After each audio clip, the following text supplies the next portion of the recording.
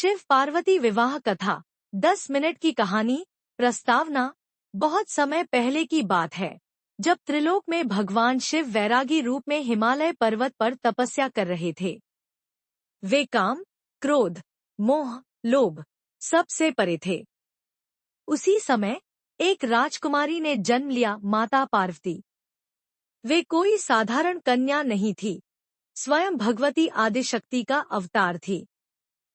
उन्होंने जन्म ही इसीलिए लिया था कि भगवान शिव को पुनः अपने अर्धांग के रूप में प्राप्त करें। पार्वती का तप। पार्वती ने बचपन से ही शिव जी को अपना पति मान लिया। उन्होंने अपने पिता राजा हिमावन से आग्रह किया कि वे उन्हें शिव जी की सेवा में भेज दें।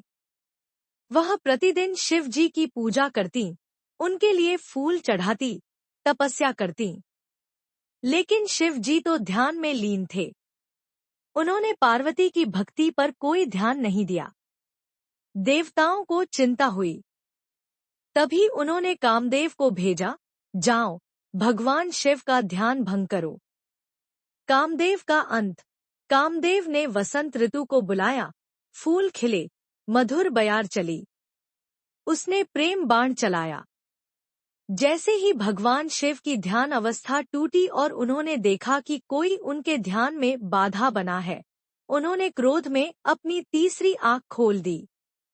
अग्नि की ज्वाला से कामदेव भस्म हो गए। पार्वती की कठोर तपस्या, भगवान शिव फिर से ध्यान में लीन हो गए। पार्वती ने यह सब देखा, लेकिन उनका प्रेम और समर्पण कम नहीं हुआ। उन्होंने कठोर तपस्या का संकल्प लिया। जंगलों में जाकर उन्होंने कंदमूल खाए, फिर केवल पत्ते, और अंत में अन्नजल त्याग कर केवल वायु पर जीवित रहीं। वर्षों बीत गए। उनकी तपस्या से सारा ब्रह्मांड हिल गया। शिव जी की परीक्षा। शिव जी ने उनकी परीक्षा लेने का विचार किया। वे एक ब्राह्मण का वेश धरकर पार्वती के पास आए और बोले, हे देवी, आप किसके लिए तप कर रही हैं? वह शिव तो एक बैरागी हैं, स्मशान में रहते हैं, शरीर पर भस्म लगाते हैं, शादी के